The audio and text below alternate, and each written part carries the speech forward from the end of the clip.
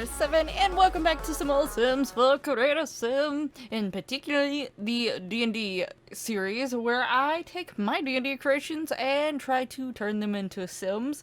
I have drawn out all of my characters, and the drawing is what I'm using to try and create the character from. I do put the drawing up on the screen for you for a little bit in the beginning so that you could see what I'm using to guide from. So, with that being said, let's talk about the current character that is being created, which is going to be my satyr, which is Agitha.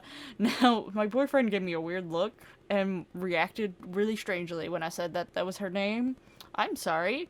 I don't mind that name, and she's technically named after a Legend of Zelda character, so so yeah, but I did write down the name in my little name book. I have literally a book of names, and I add to it all the time, just for Sims-related things, and I've meant to post about it, that I have it, that if you ever need a name, just feel free to ask. You can message me on Twitter or whatever, or down in the comments. I have female, male, and unisex names. My unisex list is not grown too much, because I was focusing on I started with putting a whole bunch of female names to start with, and then a whole bunch of male names, and I'm working on adding more and more unisex names. I've been adding to it as I go a little bit here and there, but yeah, anyway, that's besides the point. That's not but yeah, you can feel free to ask if you need a name for a Sims. That is specifically, that book is for like anytime I create characters for any game or any situation, so like my D&D characters. So yeah, but she is, as I said, a satyr as far as her D&D stuff. She is a bard, and her subclass is the College of Glamour. And honestly, her main goal is basically to have fun and spread joy, which is sort of what satyrs are known for, but she didn't start out that way. She sort of had a slightly more glum look on life at first, and she was just like, she couldn't understand why everyone around her always was like being silly and being slightly mischievous, having fun, partying, and stuff like that. She couldn't really fully relate and didn't understand why, because a lot of times, you know, even if, like, from travelers walking by wherever she was, she would hear stories about things that were going on that was like, man, this is happening, like, why are we celebrating all the time when there's, like, this stuff happening around us? But eventually, one day, she realized, like, everyone, like, the other people around her may not have the same reason as her to try and be happy and to just live life and have fun. But at some point, she did come to a realization that it was like, me just doing this and acting like this and looking at the negatives all the time is just making my life worse. So I should think about it in a different way. And she started thinking more like, yeah, there's this bad stuff going on. All the more reason to try to enjoy your life and do things that you want to do and see things and not hold yourself back, because you don't know when those bad things might come towards your way, and something might happen. So that is her particular reason why she started wanting to have joy and spread joy and have fun and stuff like that.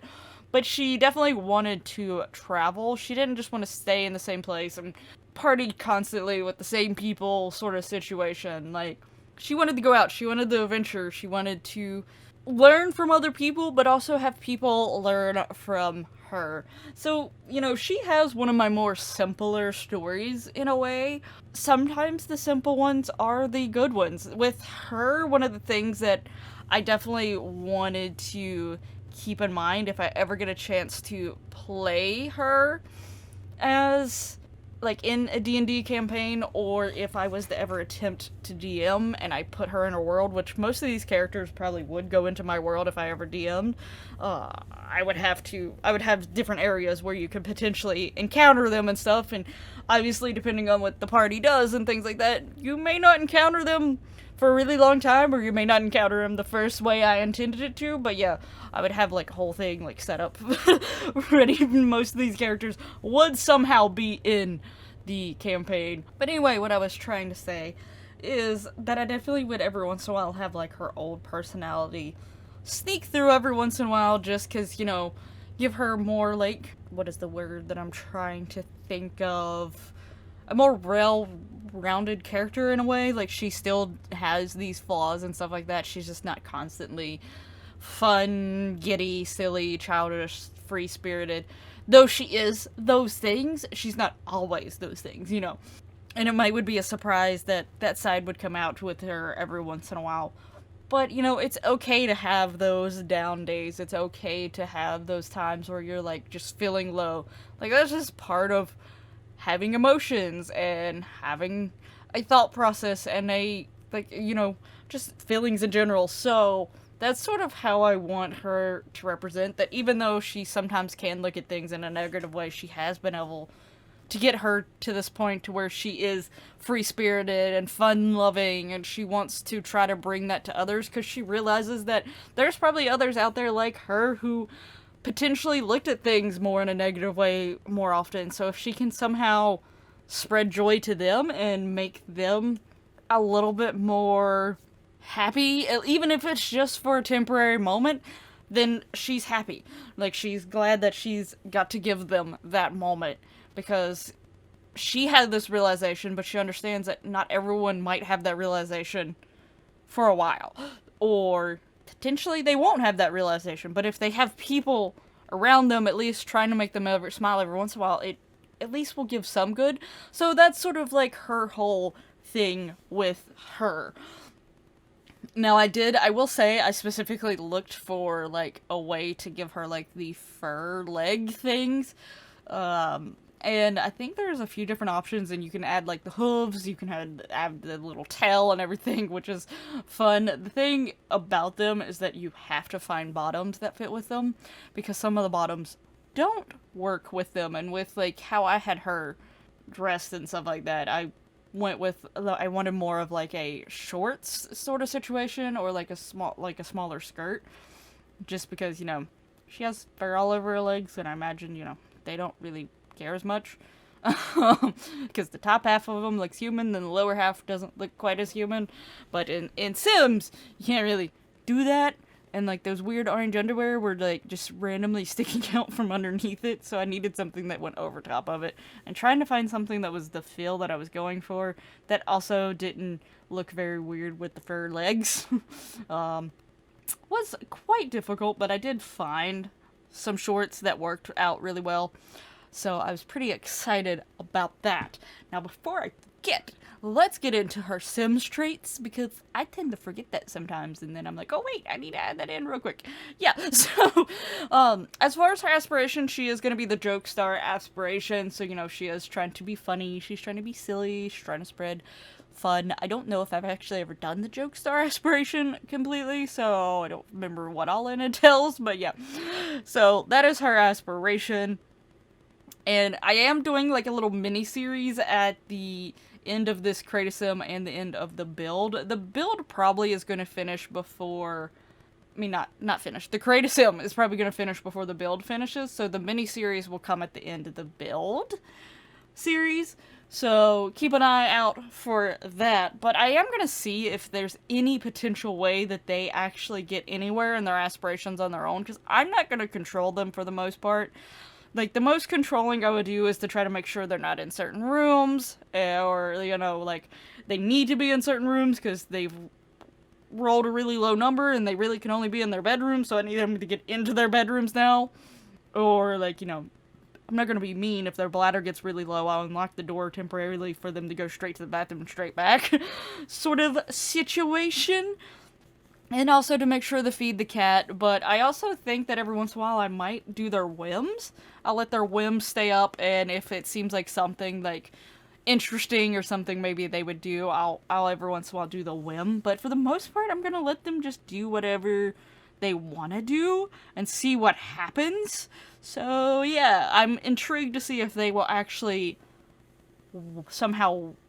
none of them will probably complete their aspirations, especially since some of them I think are job reliant on completing said aspirations, but to see if they even get very far at all, like, will any of them even get halfway through the first milestone situation? So I'm intrigued to see that, but Now, on to her traits. So obviously in The Sims you can only have 3 traits. There's a mod that I will be using to have 5, and last time I checked, it is good to go still. So I should be fine. So yeah, her 5 traits will be cheerful, goofball, loves outdoors, childish, and good.